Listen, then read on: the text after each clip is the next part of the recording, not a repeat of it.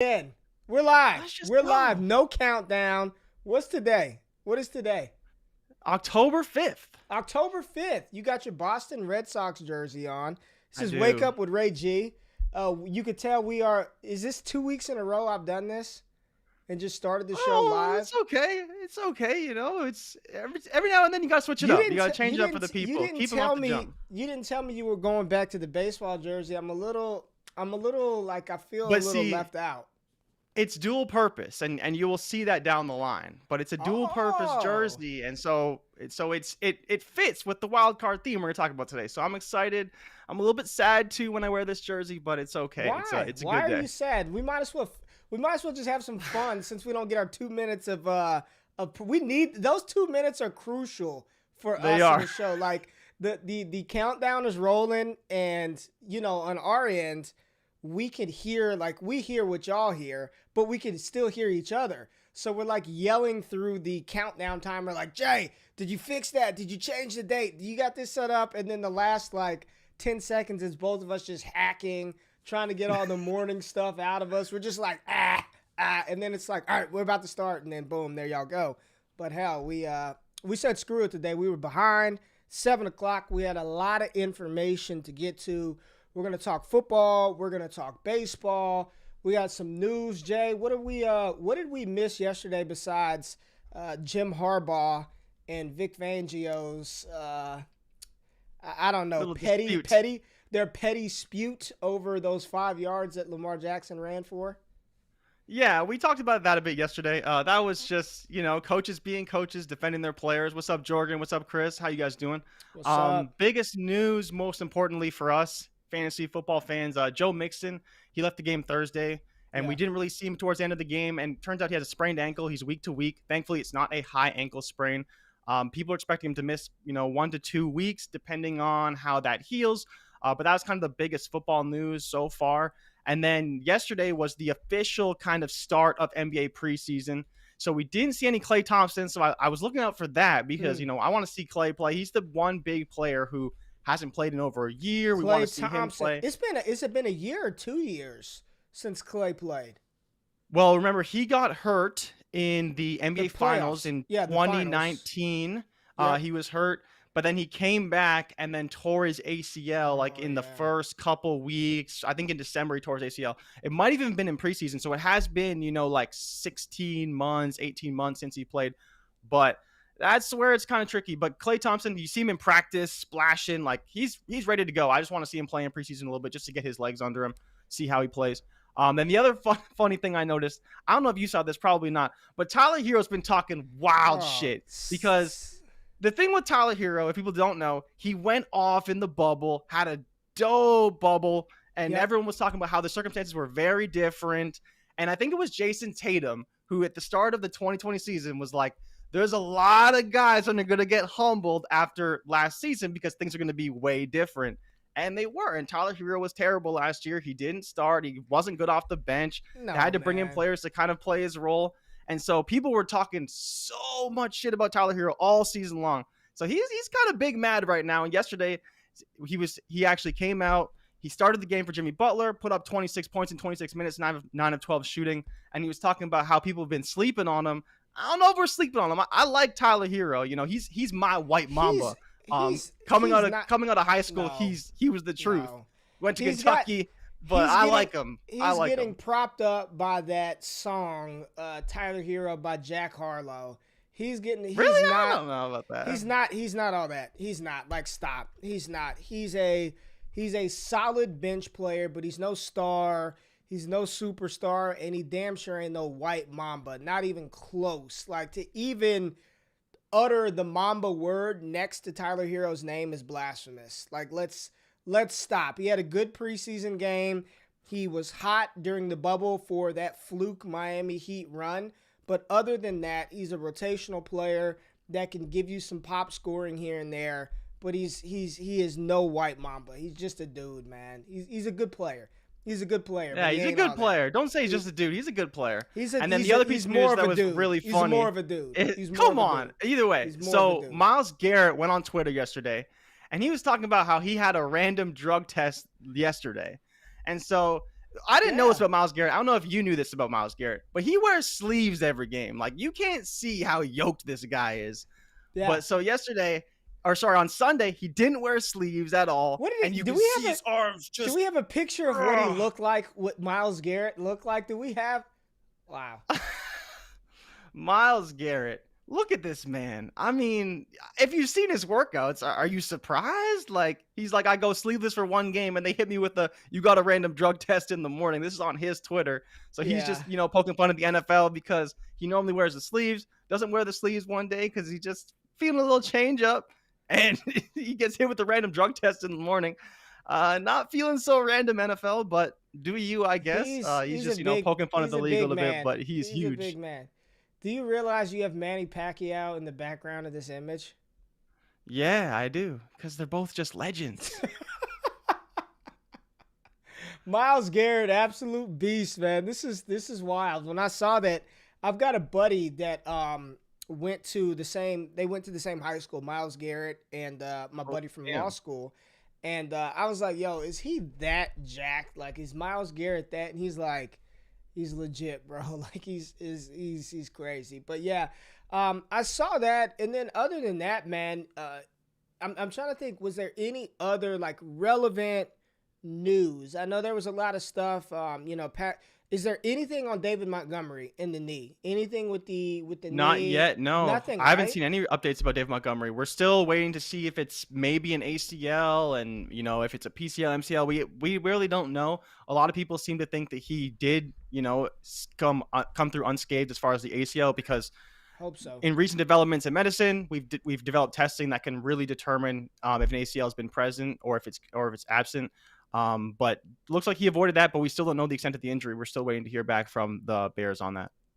Are you interested, just quick fantasy question, are you interested in Damian Williams if David Montgomery is out? Like, are you like, or how interested are you? Like, is he a locked and loaded start?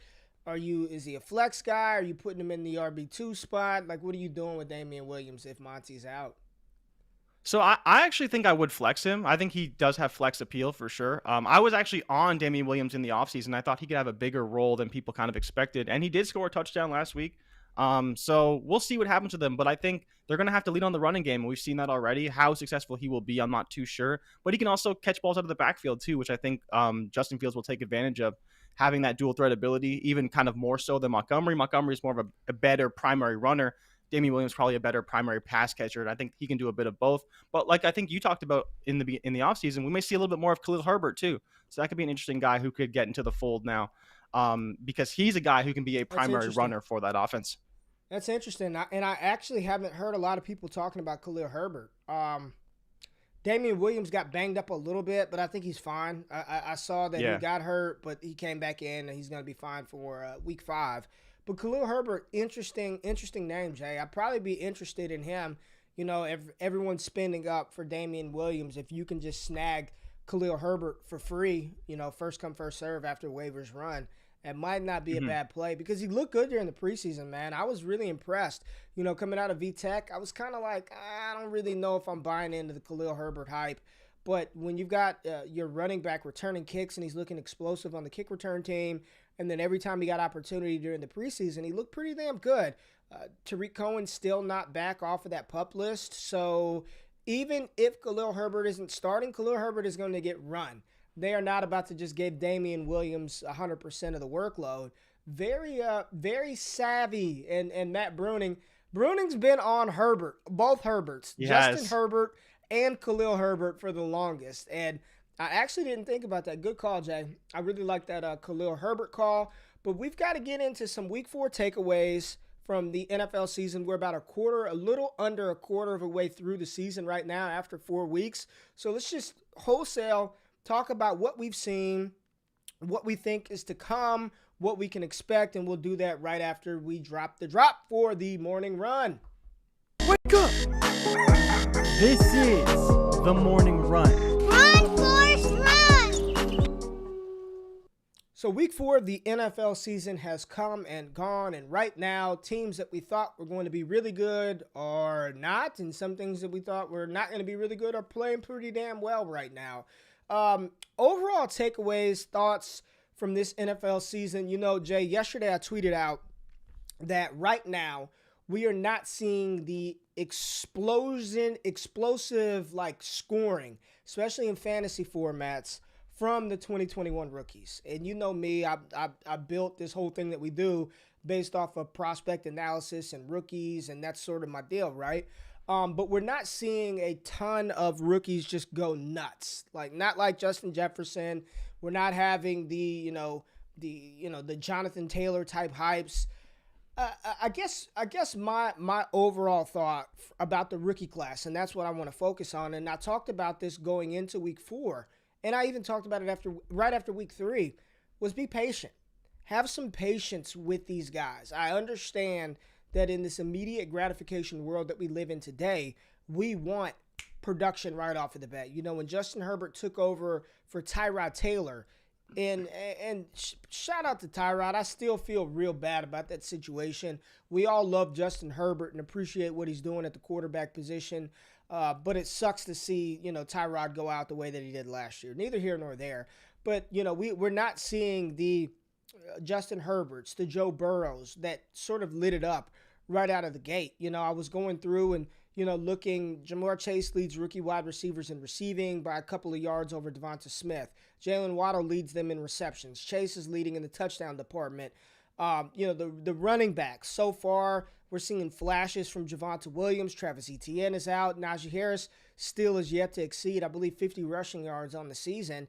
And then the tight end position, the generational tight end, the number 4 overall pick, Kyle Pitts, who most of us expected to come in and pretty much one-for-one replace Julio Jones to a certain extent. You know, he's had some decent games, but overall, like, nothing that's going to get you excited, you know? You'd be better off starting Dalton Schultz every single week opposed to Kyle Pitts. Now, I don't believe that to be the case long-term, but that's just where we are after 4 weeks. And then let's not even get started on the quarterbacks. You know, Trevor Lawrence, up and down. Zach Wilson finally has a good game. Mac Jones, just even kill. Trey Lance got in, played well. Justin Fields has played okay. But we're not seeing just like explosive production from the rookies. Terrace Marshall, non-existent. Rondale Moore, let's just keep it a bean, non-existent outside of one game and a couple of plays. Elijah Moore hasn't been going. Rashad Bateman not playing. I just caution everybody, just be patient. Be patient with these young players. They are young. Everybody else in the NFL, unlike last season where, you know, there was no practice time, there was no preseason. Like, everyone had practice time this year, you know. Veterans are ready to go. They're not caught off guard. They don't have limited tape on some of these rookies. So I just caution everybody, be patient. You know, a lot of people were panicked over the quarterbacks last week. I had a lot of private conversations about this QB class looks terrible. They're bust. No one's playing well. And then the very next week, a couple of days later, it's like, oh my God, they all played well. Zach Wilson played well. Mac Jones played well. Trevor Lawrence played well. Justin Fields showed flashes. Trey Lance in one half of football showed. Just be patient with these guys in Dynasty and with your bets. Maybe the sound play is to not be so bullish on the rookies, whatever their prop lines are. Maybe it's not to throw Rondale Moore in that wide receiver 2 slot right now at this point in his career. I'll just caution and say be patient. Another takeaway for me is just the running back position, and it's something that I continue to talk about over and over and over in fantasy football. If you have a true bell cow, I'm talking 20, 25 carry a game type running back who's also getting work in the receiving game, those dudes are just so valuable because they're not around in the NFL anymore. The NFL game is changing away from this one dominant ball carrier per team, and they're spreading it out and they're utilizing multiple running backs in different situations. We see that in Arizona with Chase Edmonds and James Conner. We're seeing that in Dallas with Tony Pollard and Ezekiel Elliott. And most recently, and it seemed like yesterday was Kenneth Gainwell Day over Twitter, we're seeing that in Philadelphia. Now, they're not running the ball a lot. They've run it 13 times over the past 2 weeks with their running backs, but you're seeing Kenneth Gainwell and his skill set starting to impede on the Miles Sanders workload. You can find running backs. Like, I am not a zero RBer. That's not how I like to get players who are going to score fantasy points. But the reality is, I mean, if you have Kenneth Gainwell, if you have the Trey Sermons of the world, if you have the Tony Pollards, the Kareem Hunts, like, you're probably still in a good boat. Like, I would love to have Christian McCaffrey and Derrick Henry and Najee Harris, but if you don't, you're probably going to be good at a position that is very fragile. We see these guys get rotated in and out. I still think there's still a lot to figure out, and it's just patience. It's still a lot of season left to be played, especially because, Jay, most of our leagues are dynasty leagues. Got to show a little bit of patience, man, with these guys. Yeah, absolutely. And people need to remember that, like, a lot of times it's the second halves where these guys get going. Like, no one's talking about Brandon Ayuk right now, but what he did in 12 games earned him, top 50 draft capital this offseason? And he only played 12 games. He was coming into the season with a hamstring injury. Laviska Shenault, same deal, coming into the season with a bit of an injury. Justin Jefferson didn't even play the first 2 games, couldn't even get on the field. Then all of a sudden it's like, oh, he's good, and maybe we should play him. And he started getting going, right? So there's a lot of things that just need to be figured out in the offenses, in the game plans, and more importantly, these rookies just need to get experience. Like, as much as we want Kyle Pitts to be a thing, Cordarrelle Patterson might be a pain in the ass right now, but he's playing pretty well. So I'm not going to say that Kyle Pitts should be getting more work than Cordarrelle Patterson, because when he's on the field, he's producing. And that's kind of what Patterson has always been. He's a bit of a thorn into the side of the fantasy owners, but, Atlanta's trying to win games, and they're winning games by playing Cordarrelle Patterson lots of snaps. Or sorry, not lots of snaps, but giving him lots of opportunity. But talking about these rookies, again, it's the patience thing. Like, I can't remember how many receivers there were who didn't even play a full season last year, but a lot of them were a little bit banged up. And so that's the most important thing to remember, is that even if they get off to slow starts, they can have big second halves. Jonathan Taylor is a player who had a big second half. J.K. Dobbins, I don't even think really played until week 6, week 7. He was played sparingly because Mark Ingram was still there. And then you talk about, like, Travis Etienne not being available. Najee Harris is kind of the abnormality, where he's getting lots of work. He's looking pretty good. And again, if he's going to be used in this role, like Ray's talking about, this is going to be massive for fantasy, because there just isn't that many guys who will command this kind of workload. And so if you do have one of those guys, it's very important that you hold on to them. If you do trade them for a lot, because there's just not that many of them out there. But overall, like, even Javonte Williams doesn't have a full workload yet. As good as he's looked, Melvin Gordon's still there, and they're still going to give Melvin Gordon the ball, because especially now with Teddy Bridgewater banged up, if Drew Lock is starting, they have to run the ball a lot. And it's going to be a lot of Melvin Gordon, a lot of Javonte Williams, and we'll see from there. But the wide receivers take time. The tight ends take even longer. Like, we're seeing very little from Pratt Freiermuth, who's still super talented tight end, but these guys take time. It takes time to develop all of them. Devonta Smith, Jamar Chase, they are the abnormality. They are your Jerry Jeudy's, your your Justin Jeffersons, the guys that just can get it done. But you look at a player, perfect example, and we'll get into him a little bit later as well. Henry Ruggs completely changed the narrative around him. Yes, he was the first wide receiver drafted. He shouldn't have been, but he looks very good. Looks good. Very, very good. Full off season, knows the playbook better, understands his role, chemistry with Derek Carr. All those things have to come into account when you talk about the development of a young wide receiver. Not everyone's going to come in and break the all-time record for rookie receiving like Justin Jefferson did in 14 games. Unless, maybe Devonta Smith could do it this year. I don't know. He's off to a pretty good start, but it will take a very hot finish even to get there. Yeah, man, I'm 100% with you. Just patience. And Jorgen said it best. Patience is the strength of any fantasy player, of any good fantasy players. Really having patience, knowing when to get out is also a strength, right? Knowing when you see the demise, like, this is not going to end well, let me get out of here. But I just think overall, just practicing patience with these young guys. I know we were all excited. Like, think about all the hype surrounding Terrace Marshall in the preseason. And that's why you got to take some of that stuff with a grain of salt, right? Because right now, I heard my good friend in the space, Matt Kelly, the Podfather, talking about it yesterday. He's the clear wide receiver 4 on that team, the 4th option in the receiving game. I mean, it's evident. Like, unless there are injuries that happen, and we knock on wood because we don't wish for any of those here on this show, but he's the 4th option in a passing attack in which the quarterback is still a one-read quarterback. Like, it's probably not going to happen for Terrace Marshall this season outside of an injury. It's probably not going to happen for Elijah Moore this season outside of injury to Corey Davis.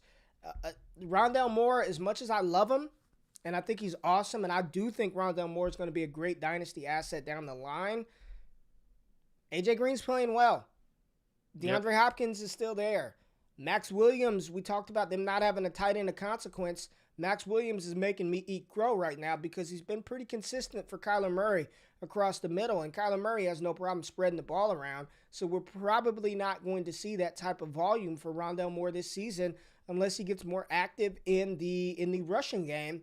And conversely, one thing that I've learned so far this season, Jay, just like we talk about patience for the first season for rookies, it's not giving up on second-year players too quick, right? Yeah. Because we're seeing players.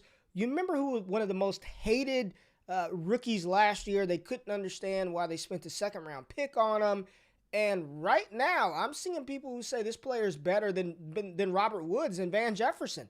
Van Jefferson, a lot of people were not feeling Van Jefferson, whether it was his analytical profile coming out. They couldn't understand why he was the first pick, right there with Cam Akers in the second round last year. And Van Jefferson is looking like he's going to continue to earn more targets. Michael Pittman Jr., somebody that I talked about last year. Jalen Reagor, Henry Ruggs, these second-year players who are coming back and actually looking pretty damn good or pretty competent or usable. You've got to, it's patience all the way around with these young guys. It's been an interesting 4 weeks of the season, and we had an interesting game last night, the Monday Night Football game, the Las Vegas Raiders and the Los Angeles Chargers.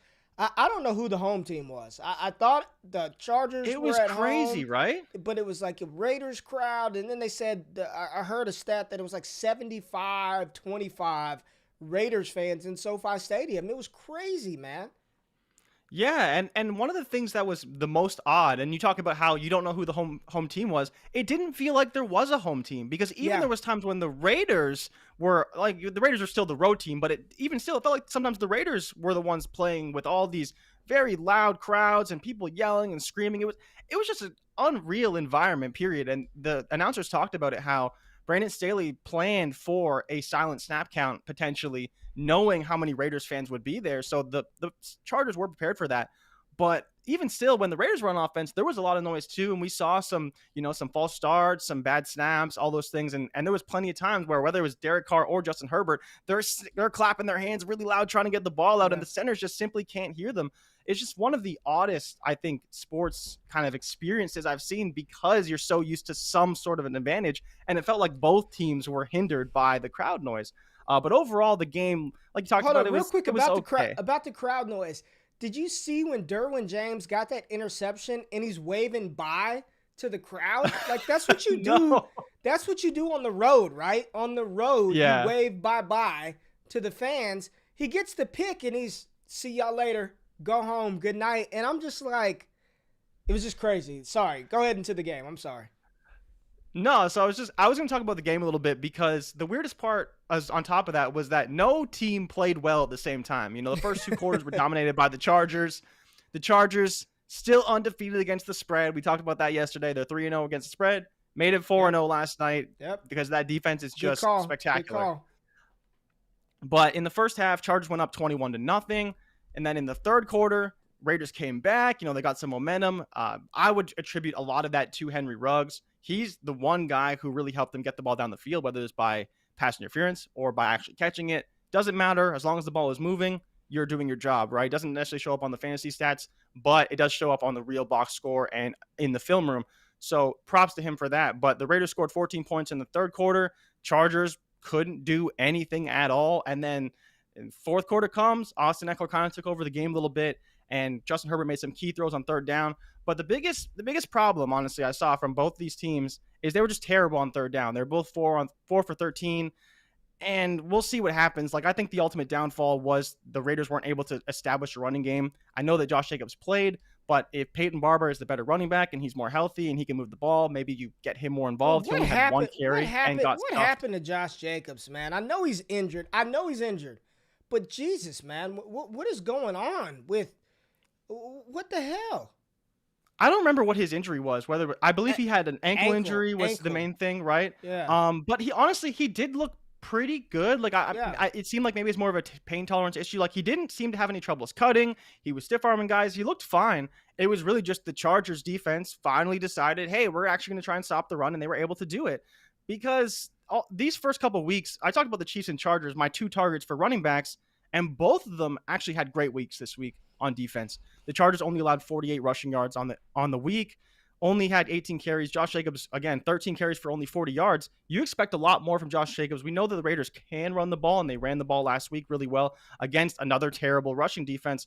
So we'll see what happens. And Stone's talking about how Gruden doesn't like Jacobs. I don't know. Like, he did stick with them. He only gave Drake and Barber 1 carry apiece. So he stuck with Jacobs, even though Jacobs was a little bit banged up. And I honestly thought he looked pretty good catching the ball. But it's just there wasn't any holes for him there. And so I get that they got down, kind of had to abandon the run. But I think it's kind of on the game plan to say, why couldn't they exploit this defense? I don't think the Chargers can go from allowing 170 yards a game to only 48 unless the game plan just kind of wasn't really there.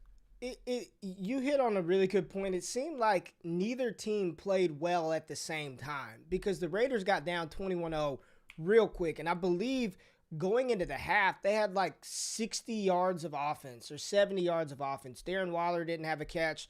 Bryan Edwards, non-existent again until the fourth quarter. I don't even know what he finished with, but he caught one pass. At this point, if you have Bryan Edwards in Dynasty, I would trade him to whatever Bryan Edwards truther you have in your league because he is the clear number 4 option in that pass attack. It's Waller, it's Renfrow, Ruggs, and then maybe there's room for Bryan Edwards. Maybe. It's just and to your point, Henry Ruggs looks good, man. I mean, I know the box score says 3 for 60. I think it was like 3 for 60, 3 for 70. But he had like a 45-yard pass interference call where Derek Carr underthrew him. I don't know what Henry Ruggs is going to become. I'm not going to sit here and say he's going to be an all-pro, a perennial Pro Bowl wide receiver. But I think he's one of the more underrated dynasty buys right now in fantasy football. The kid is only 22 years old, and to have that type of ability to flip a field in one play, like just think about the odds. If Derek Carr just threw like 4 of those a game to Henry Ruggs, 4 50-yard bombs, even if he doesn't catch all 4 of them, there's a good chance he's going to get a PI on at least 1 or 2 of those calls, right? At least a good chance. Because if you leave him one-on-one with a safety or a cornerback, it's not going to end well. I am very impressed. Like, again, I know it's not showing up in the stat sheet, but that's why you got to watch the game to find the nuances in these player performances. I'm in on Henry Ruggs, man. Do I think he should have been the first wide receiver or the second or third wide receiver drafted last year? No. But looking back on it, if I'm being completely objective, in that first round, it should have gone CeeDee Lamb, probably Justin Jefferson, Jerry Jeudy. You can say Henry Ruggs over Jalen Reagor. You can say Henry Ruggs over, T. Higgins, maybe in that range. I mean, Michael Pittman was a second rounder. I think he was a first round talent.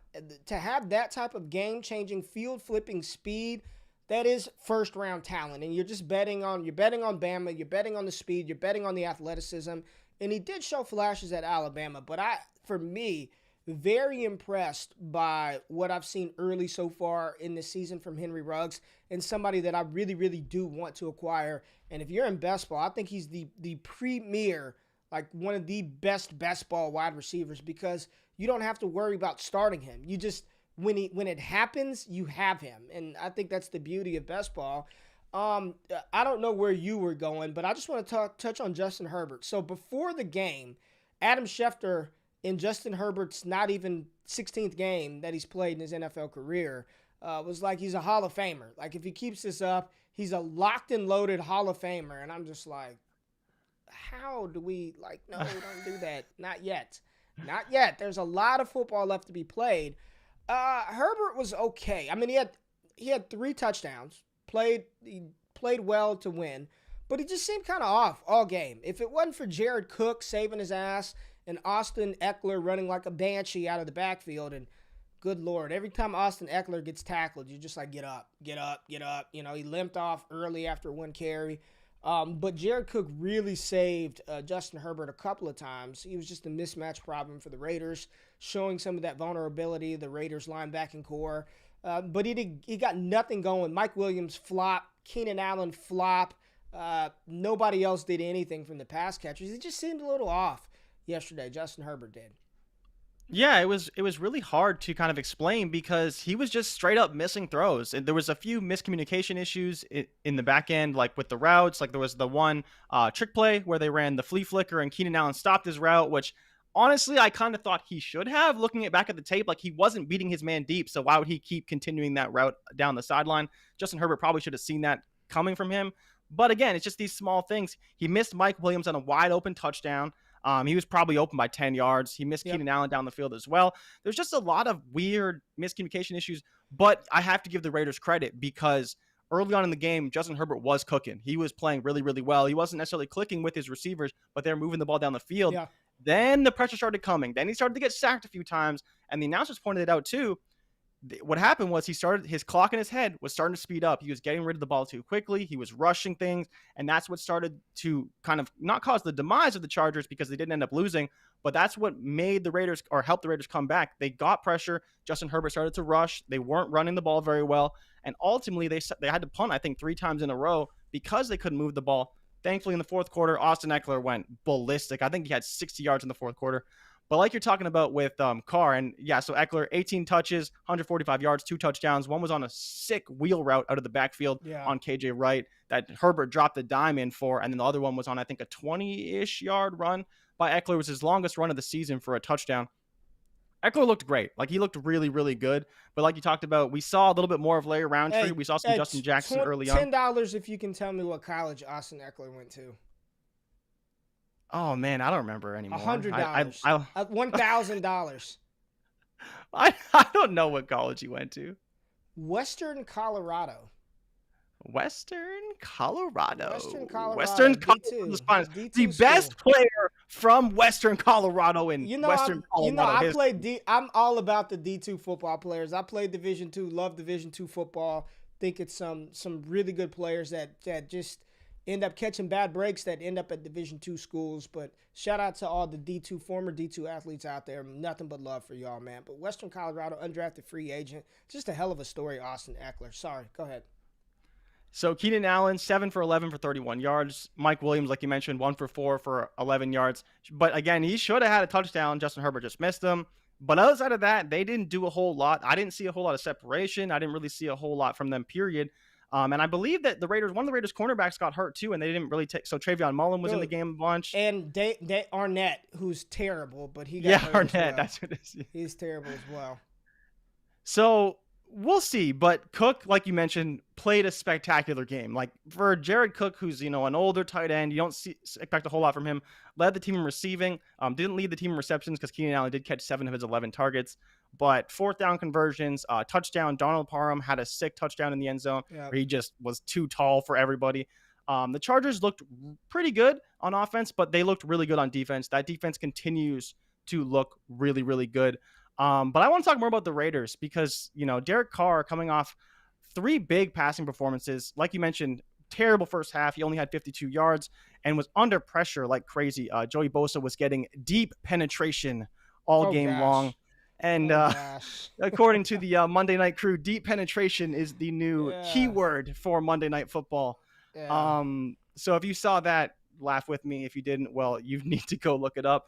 But he ultimately went 21 for 34 for 196 yards, 2 touchdowns, and 1 interception from Derwin James. And if you recall, yesterday we talked about Derek Carr for an interception over/under. It was even money at -115. So that was a pretty good bet. He's now thrown 3 picks in 4 games. So if you do see a good number for a Derek Carr pick, and he's playing against a good defense, that may be something you want to take advantage of. Like we talked about, Josh Jacobs was active and played better than we expected. But, I expected a little bit more from him playing against the league's worst run defense, but it didn't look like the holes were really there. 13 carries, 40 yards, 5 for 5 through the air, and 17 yards. Couldn't really do a whole lot. Darren Waller, though, locked up by Derwin James, which I personally kind of expected. I expected to see a lot of Derwin James. Waller, relative non-factor in the first half, but did catch a very nice touchdown over, I forget what the cornerback was. I don't think it was Samuel. It was number 24. Great touchdown to bring them to 14. Nasir Adderley. There you go. Look at you. You know everybody. GQ in the building. Yeah, baby. But again, I think the story is Henry Ruggs. Like you talked about, I think that he really could become Brandon Cooks like. I don't know if he can kind of put up the yardage like Brandon Cooks put up, but Brandon Cooks was known for what you're talking about, for stretching defenses. And more importantly, even though I think he flops a little bit, he draws a lot of defensive pass interference calls, a ton. And it's really, if you were to look back and see who kind of led the league as far as penalty yardage, like I guess allowed or, insinuated, whatever the word is, he would probably be number one, because when he goes deep, he always comes back for the ball. Like we've seen when he runs his dig routes and his shorter routes, he comes back to the ball always. He's a very good ball tracker. And I think if Henry Ruggs can kind of become that mold, I don't necessarily see it from him in the short passing game, but as a deep threat, I think that's where he can really shine. If he gets confidence to come back after the ball, he's going to draw a lot of penalties. And that's what ultimately saved the Raiders, was he flipped the field on 2 different occasions, 2 straight drives, and they scored touchdowns on both those drives. It wasn't until the end of the game where Derek Carr missed him on a deep ball, where again, he was wide open, that it didn't end up happening, but he caught a deep ball on Derwin James, simply outran him, and the DPI was against Asante Samuel. 2 spectacular players, probably the 2 best players on the Chargers defense as far as coverage go, but nobody can keep up with Henry Ruggs. That's what's going to be his calling card in the NFL. And that's why he's going to succeed more than likely. And like you talked about, big dynasty buy, I think. He's been great so far. He's been fantastic. And, Derek Carr, as a newly minted Raiders fan, I think he's okay, man. Like, I think he's okay. He's a starting quarterback for sure. I don't think he's an elite quarterback. I just don't. I don't think he's a floor-raising quarterback. I talk about that a ton. I think he's going to take what's there and maybe give you a little more if he's hot, but he's not about to. I don't think he could just carry a team. I think if you gave Mahomes or Herb, because those weapons that, Henry Ruggs and Darren Waller, those are 2 legitimate weapons. Hunter Renfrow may not have the name cachet, but he's a very, very capable slot wide receiver. I just don't think he's a floor-raising quarterback. I think he's an even kill, steady Eddie type QB that's going to throw for a lot of yards on volume. The defense isn't very good, especially in the secondary. And this reign at the top of the AFC West is probably going to be short-lived. And I think they're not even at the top. After this one, they're second in the AFC West right now, right? They should be second or third in the AFC West. Chargers will be in first, right? Chargers should be in first. I'm thinking Denver hasn't lost a division game yet either. It was an okay game. I thought it was fine. It sucked that it got delayed and I had to stay up all damn night. But after week 4 of the NFL season, I kind of want to talk about the updated MVP odds. So going into the season, the odds-on favorite to win the MVP, Patrick Mahomes, Josh Allen, Tom Brady right at the top, and then some things shifted around. But now let's take a look at where we're at going into week 5 of the NFL season. Kyler Murray, first at plus 450. He's got the Arizona Cardinals humming. They have not lost a matchup so far. Patrick Mahomes, second at plus 650. Josh Allen, plus 700. Dak Prescott, sitting there at plus 800. Justin Herbert, plus 750. My pick, Tom Brady, man, it's taking a tumble. Plus 1,400, 14-1. Still think there's a lot of time for Tom Brady to get it together. Matt Stafford, plus 1,400. Lamar Jackson, plus 2,500. Interesting. 25-1 odds for Lamar Jackson to win NFL MVP. Right now, where are you at, Jay, with this awards race? And again, we're only a little under a quarter of a way through the season, but where are you at with the 2021 NFL MVP?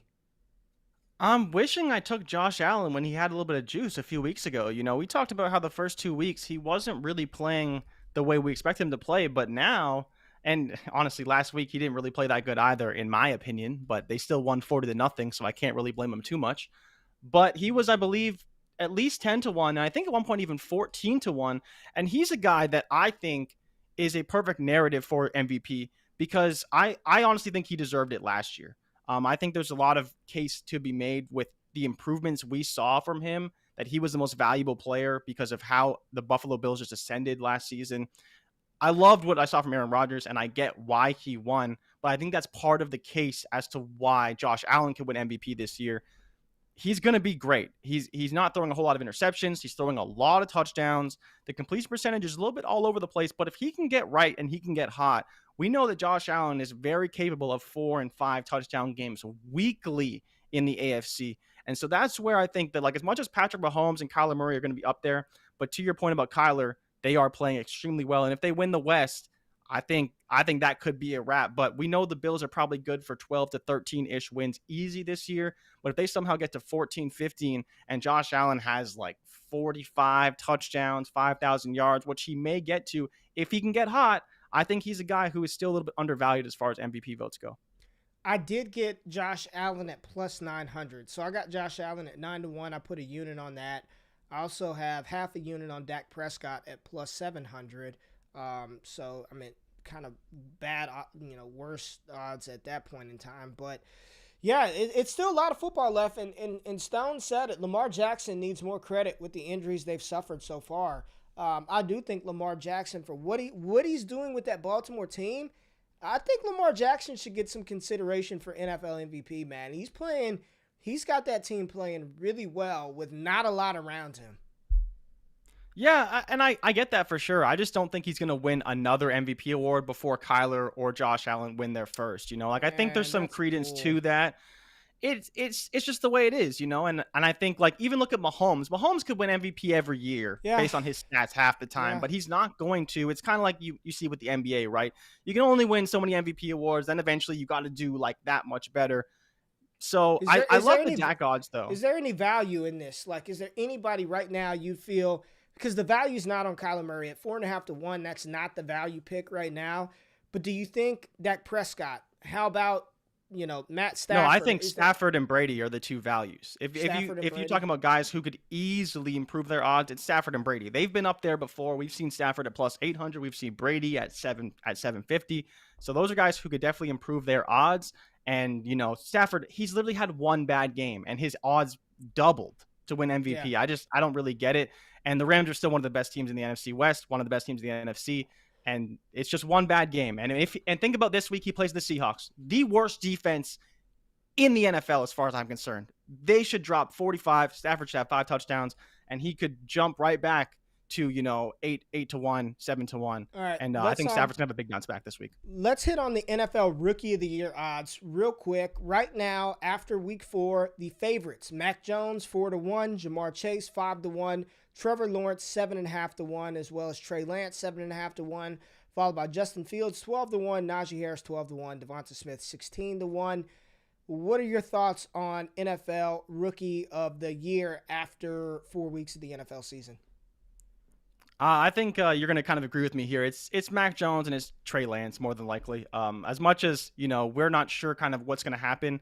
I think now with all these rookies kind of starting, it's who's going to win the most games? We talked about this to begin the year and kind of in our Rookie of the Year preview. Mac Jones is 1-3. Trevor Lawrence is 0-4. Justin Fields just won his first game. Zach Wilson, again, 1-3. Trey Lance, we'll see kind of how he does. But it's kind of an even playing field now. We expected Mac Jones to have a leg up because he was starting at the beginning of the year. Same thing with Trevor Lawrence. But, these guys aren't playing quite good enough to separate themselves right away. So I think now with everyone starting, anyone could win. And so I ask you, does Zach Wilson have a shot? No. 18 to 1. No, I would. That's you might as well set your money on fire. Set it on fire. He has no shot.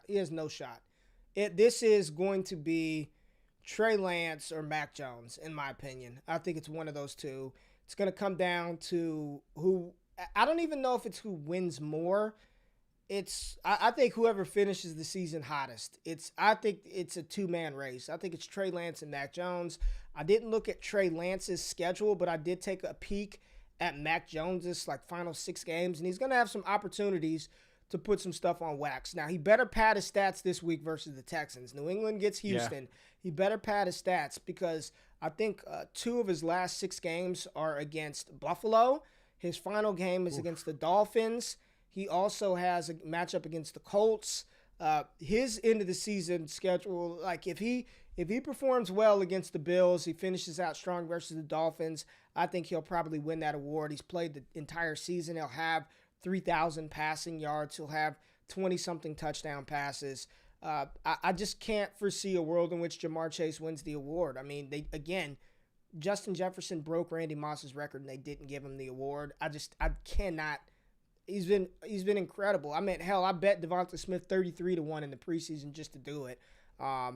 Only a half a unit, but he's not going to win it either. Like, it's not an award for skill position players. It's just not. Just like the Heisman Trophy, there was a lot of discourse on Twitter about Bijan Robinson, and Bijan should win the Heisman. He should be the front runner.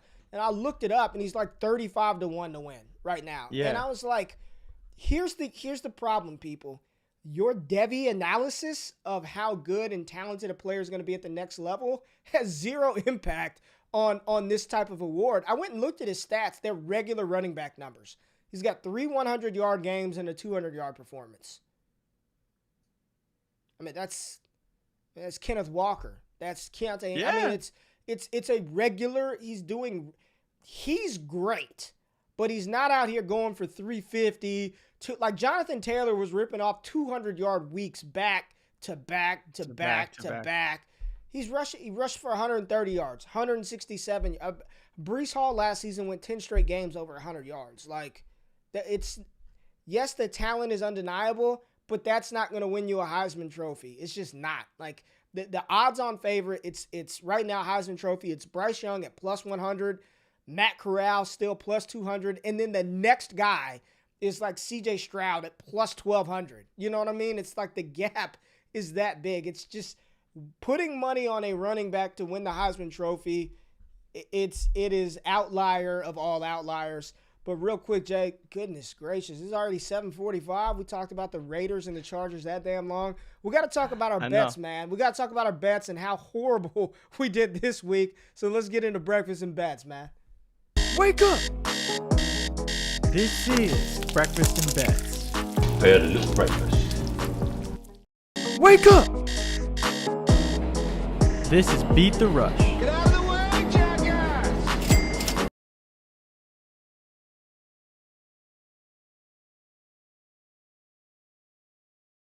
Why are I don't know, man. Why are we doubling up? I have no clue.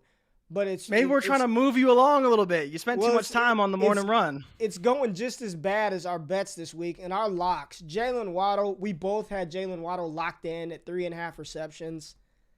And play the drop. Wrong. Yeah, where's the sound effect? Okay, you find it. Yeah, go ahead. Go through it. Yeah, you do it and I'll do the sound effects. All right. Okay, so we got Jalen Waddle receptions over 3.5. He hit 3. So what else? Josh Allen passing touchdowns over 2.5. They kicked a lot of field goals and touchdowns. Miles Sanders over 55.5 rushing yards. That was a big whiff. DeAndre Swift receiving yards over 35.5. He had 33. Oh. Now this is yours coming up. I didn't do this. This is me solo. This was you. This is me solo.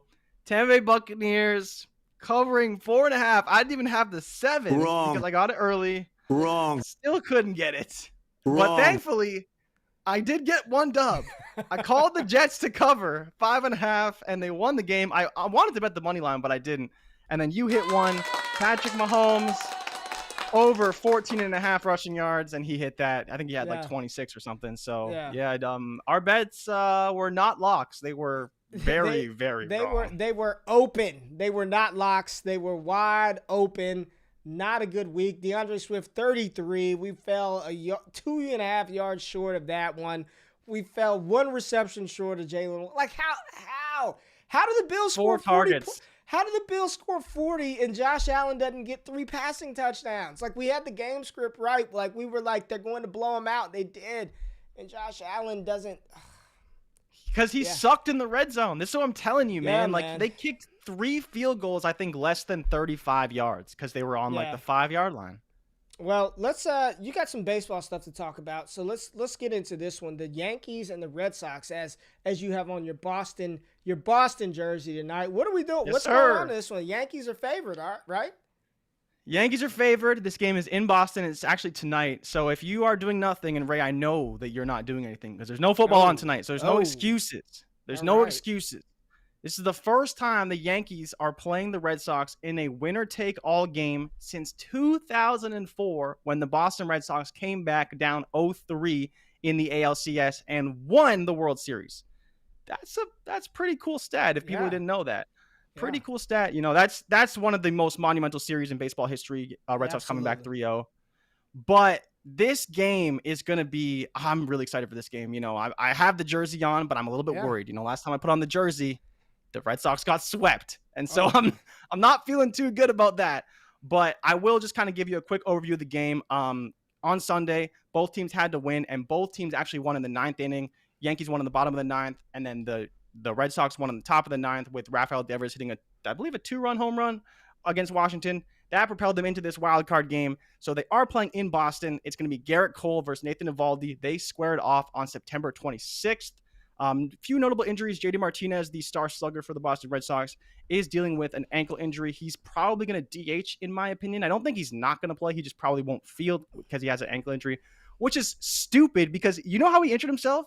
He was running out to right field and tripped on second base, and he rolled his ankle. Like this just speaks to I love baseball players, but the lack of athleticism for some of them is just strikingly terrible. And this is why JD Martinez should be a DH. He was playing right field, whatever. I'll get past it. Right. But Garrett Cole, the $324 million man, this is what he got paid to do, to play this game, to win this game. But talking about, again, Eovaldi and Cole squared off, I guess a week ago now on the 26th in Fenway. Eovaldi got roughed up in 2 2/3. He allowed 7 hits, 7 earned runs, walked 2, and got 0 strikeouts. While Cole, a little bit rocky to start. He had 6 innings pitched, allowed 5 hits, 3 earned runs, 3 walks, but 6 Ks. Yankees ultimately won 8-3 because they got to Eovaldi early. This game is going to be really, really tight, and I don't think it's going to be the starters who lose it. Eovaldi has one of probably my favorite pitching performances of all time in the World Series against the Dodgers. He did not win that game, but he came in relief and I believe pitched 5 innings, just ultimate pressure. I stayed up till I think 3 a.m. watching that game, and I watched them lose, but it's still one of my favorite pitching performances of all time. Eovaldi's a guy who can get it done when it matters and has pitched really good against the Red Sox this year. It was just that one-off game that I think really kind of shaked his confidence a little bit, but he came back, pitched really well against the Orioles, went 6 strong. But I think the X factor is going to be the bullpen. The Yankees have one of the best bullpens in baseball. They have an ERA of 3.52 and a whip of 1.2, both 4th best in baseball, while the Red Sox have an ERA of almost 4 and a whip of 1.39. Drastically different. And in my opinion, the Yankees bullpen is much better than the Red Sox bullpen.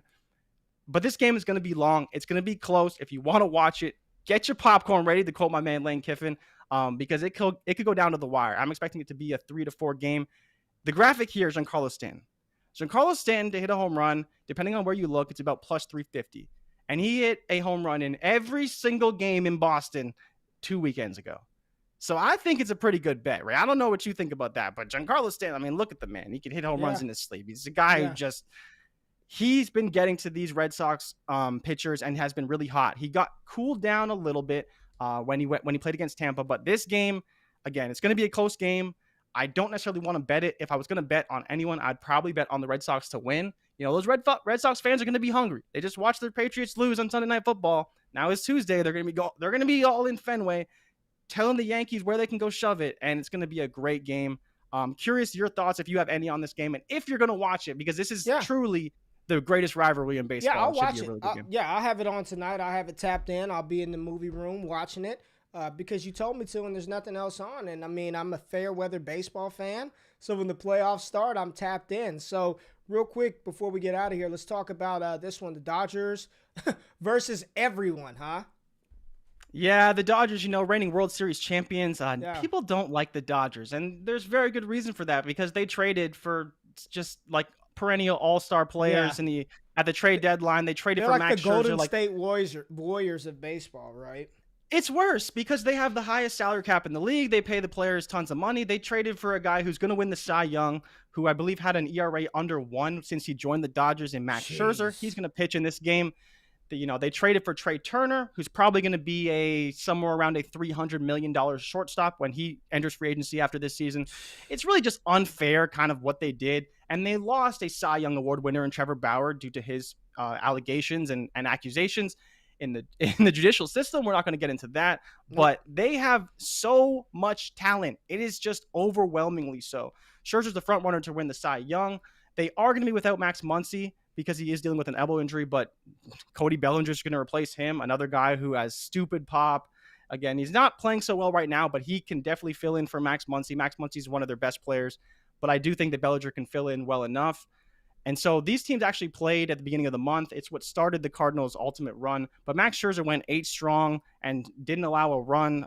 He didn't allow an earned run. He did allow one run that was unearned and struck out 13 batters in his start. So I think that this number of 7.5 is too low. As good as the Cardinals are, I think that Scherzer's going to probably go for 10 plus. I think he's probably going to throw somewhere around 110, 120 pitches. The Dodgers, again, have one of the best bullpens in all of baseball.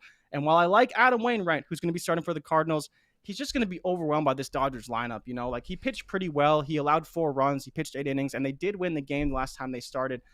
But it's just going to be a different animal. This is a very different environment, and they're going to be playing at home. The Dodgers at home are 58-23, and 35 of their 106 wins this season, they've won by 5 or more runs. So they blow people out regularly. And so for Scherzer, again, over 7.5 Ks is -110. And just to record a win, which I think is well within the possibilities, is -115. So those are the 2 bets I'm kind of feeling right now as far as this game goes. But Dodgers are heavily favored for a reason. And to talk about my earlier point about the jersey, this is a Mookie Betts jersey. Mookie Betts is the starting right fielder for the LA Dodgers. So I will be rooting for the Dodgers begrudgingly because I love Mookie Betts. You do love But it Mookie makes me Betts. very sad to wear this jersey because the Boston Red Sox kicked him out of Boston rather than getting him a $350 million contract that he deserved. Yeah.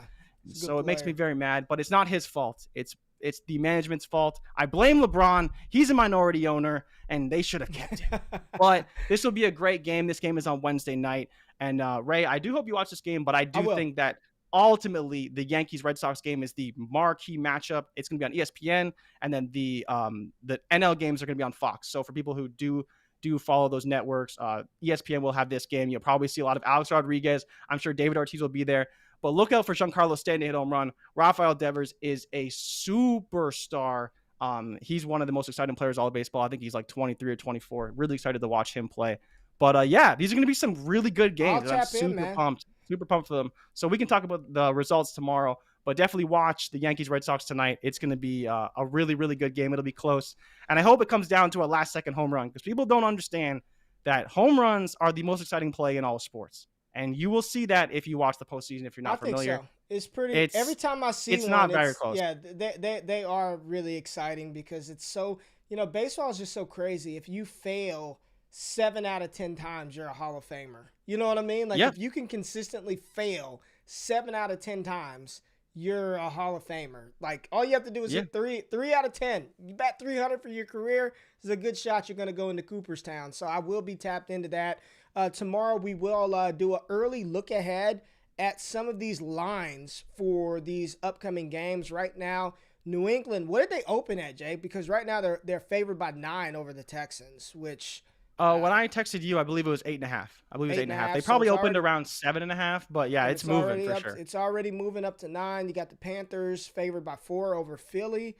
I'd be inclined to take. What do you have for the Seahawks and Rams? Because that game's we can preview that game tomorrow because it's the Thursday night game. The Seahawks are 2-point dogs versus the Rams right now at home. I would be hammering the Los Angeles Rams. So we'll take a look at that. The Monday Night Football game, Ravens, Colts, whatever Lamar Jackson's player props are for rushing, smash that because I think he's going to have Lamar Jackson in prime time is just always awesome, right? And then you get as King says before he has to get to class, because I know he's got to go to class or whatever he does, Bill Belichick versus rookie QBs, and he has a matchup versus the worst rookie quarterback in all of NFL in Davis Mills. So I would be betting. We're going to hit – dude, that's the game we're going to bet. Davis Mills interception prop, his passing yards under. Interceptions over, passing yards under, pass completions under. Yeah, I think we're laughing, but that's going to be a game that we're going to take. Davis Mills rushing yards under, except for the interceptions for Davis Mills. We appreciate y'all tapping in this morning. We will be back tomorrow with more Wake Up with Ray G. Y'all have a blessed day. Be easy. I'm out of this thing. Peace.